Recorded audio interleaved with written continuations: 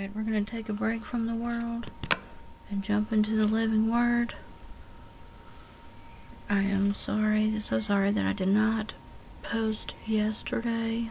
We had an internet outage in the area, and then, we did the whole life thing all day. Life gets in the way, you do everything all day.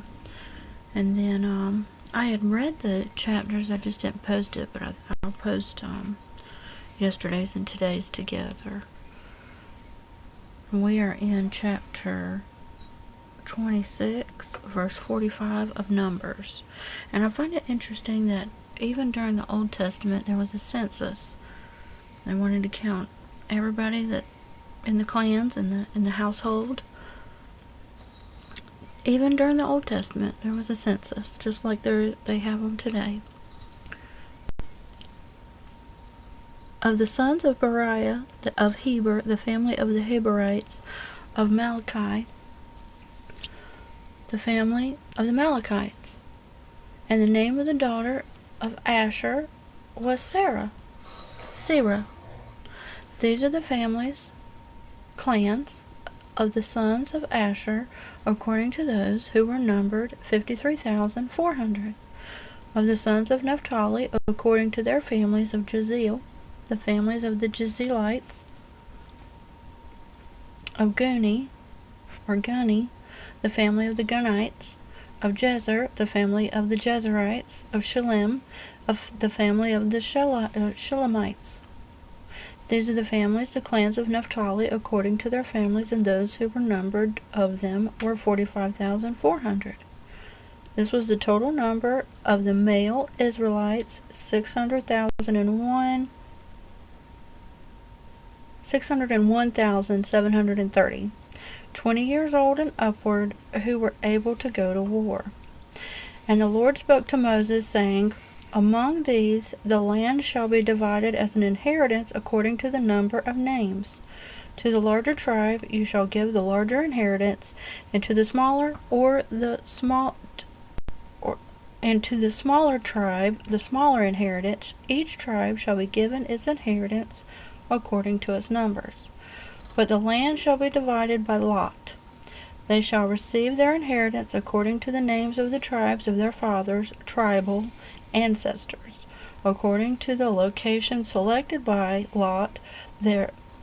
According to the lot, which is the location selected by, their inheritance shall be divided between the larger and smaller groups.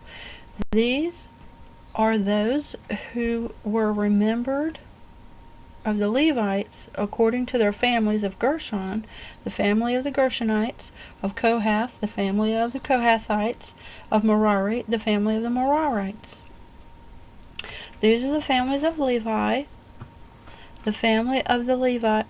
These are the families of Levi, the family of the Libnites, the family of the Hebronites, the family of the Malites, the family of the Mushites, the family of the Korites. And Kohath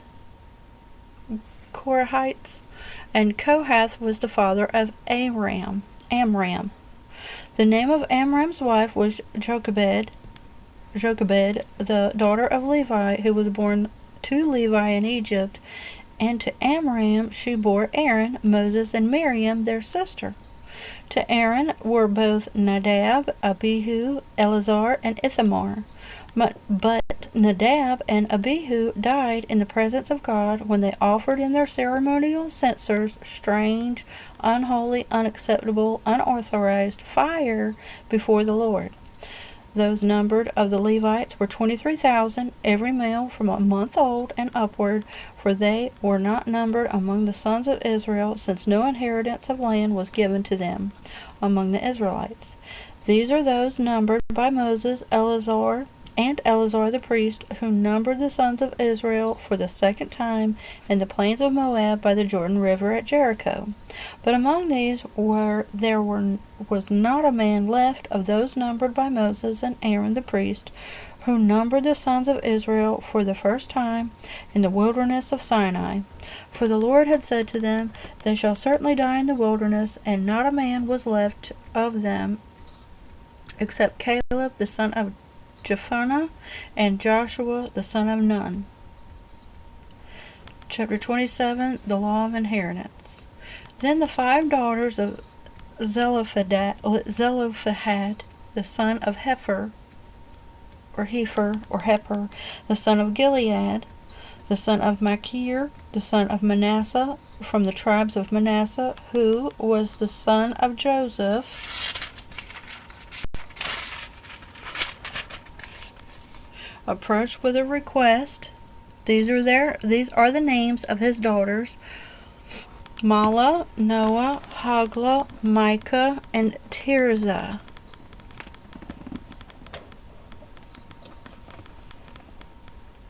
They stood before Moses, Eleazar, the priest, the leaders, and all the congregation at the doorway of the tent of meeting, the tabernacle, saying, Our father died in the wilderness.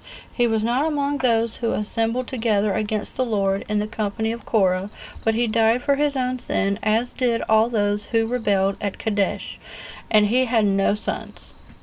Why should the name of our father be removed from his family because he had no son? Give to us a possession, land, meaning land, among our father's brothers. So Moses brought their case before the Lord. Then the Lord said to Moses, The request of the daughters of Zelophehad is justified. You shall certainly give them a possession as an inheritance among their father's brothers, and you shall transfer their father's inheritance to them. Further, you shall say to the Israelites, If a man dies and has no son, you shall transfer his inheritance to his daughter. If a man has no daughter, then you shall give his inheritance to his brothers. If a man has no brothers, then you shall give his inheritance to his father's brothers. If his father has no brothers, then you shall give his inheritance to his nearest relative in his own family, and he shall take possession of it. It shall be a statute and an ordinance to the Israelites, just as the Lord had commanded Moses. Then the Lord said to Moses, Go up to this mountain, Nebo, in the Abarim range, and look at the land I have given to the sons of Israel. When you have seen it, you too will be gathered to your people in death, just as Aaron your brother was gathered.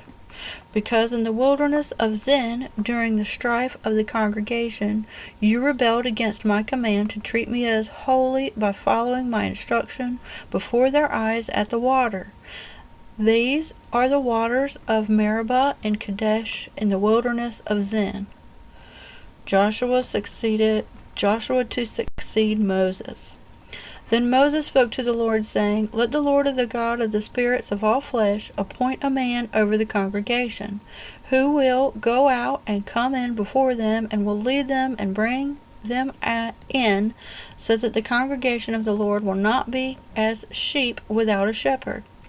The Lord said to Moses, Take Joshua the son of Nun, a man in whom is the Spirit, and lay your hand on him, and have him stand before Eleazar the priest, and before the whole congregation, and give him a commission in their sight. You shall put some of your authority and honor on him, so that the congregation of the Israelites will obey him. He shall stand before Eleazar the priest, who shall inquire before the Lord for him by the judgment decision of the Urim. At Joshua's command the people shall go out, and at his command they shall come in, he and all the congregation of Israel with him. Moses did just as the Lord commanded him. He took Joshua and had him stand before Eleazar the priest and the whole congregation. And Moses laid his hands on Joshua and commissioned him, just as the Lord had commanded through Moses. 28. Laws for offerings.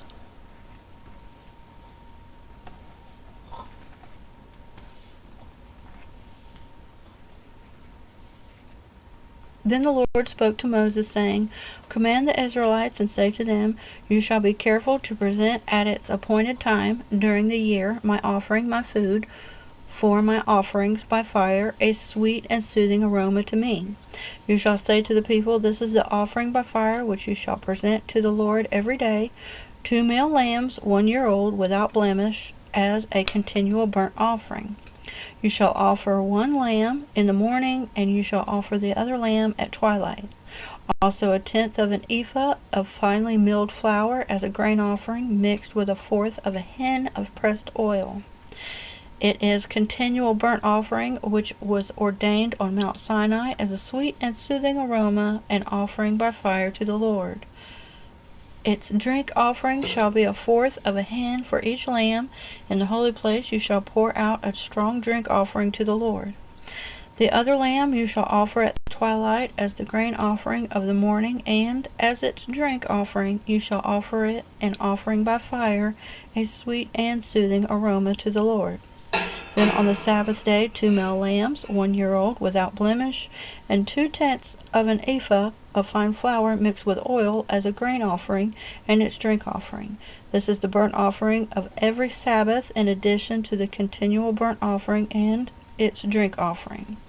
Then at the beginning of each of your months you shall present a burnt offering to the Lord, 2 bulls, 1 ram, 7 male lambs, 1 year old, without blemish, and 3/10 of an ephah of fine flour mixed with oil as a grain offering for each bull, and 2/10 of an ephah of fine flour mixed with oil as a grain offering for 1 ram, and 1/10 of an ephah of fine flour mixed with oil as a grain offering for each lamb, as a burnt offering of sweet and soothing aroma, and offering by fire to the Lord.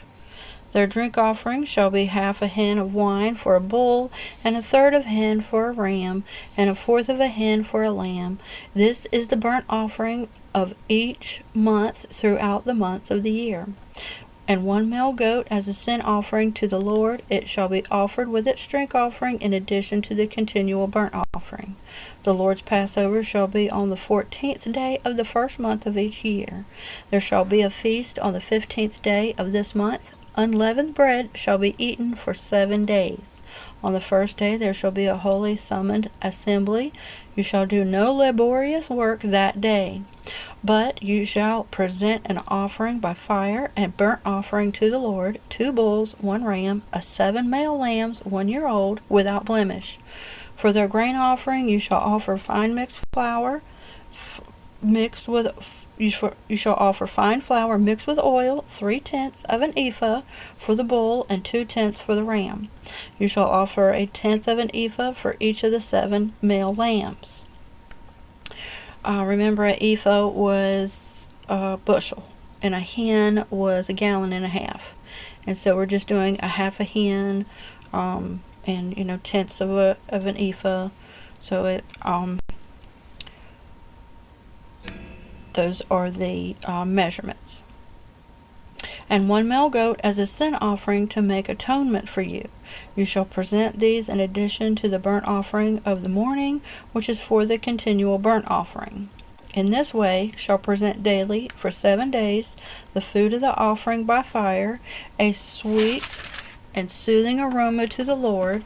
It shall be presented with its drink offering in addition to the continual burnt offering. On the 7th day you shall have a holy summoned assembly, and you shall do no laborious work or laborious. Also on the day of the first fruits, when you offer a new grain offering to the Lord at your feast of weeks, you shall have a holy summoned assembly. You shall do no laborious work. You shall present the burnt offering as a sweet and soothing aroma to the Lord, 2 young bulls, 1 ram, 7 male lambs, 1 year old, and their grain offering of fine flour mixed with oil, 3/10 of an ephah for each bull, 2/10 for the 1 ram, 1/10 for each of the 7 male lambs, and 1 male goat to make atonement for you. In addition to the continual burnt offering and its grain offering, you shall present them with drink offerings. They shall be without blemish. All right, we'll go ahead and stop right there. Whenever you do your daily devotions, just know that that is a sweet and soothing aroma to the Lord. And it's also something that will help remind you that you are our Father in Heaven's child, and that will never change. He wanted you to be here. You didn't stumble upon this by accident. We are going through this book together, and we're going to try to learn as much as possible. So for your daily devotions, remember Jesus is the same yesterday, today, and forever. In Jesus' wonderful name, I do declare a blessing over you and your family. Amen.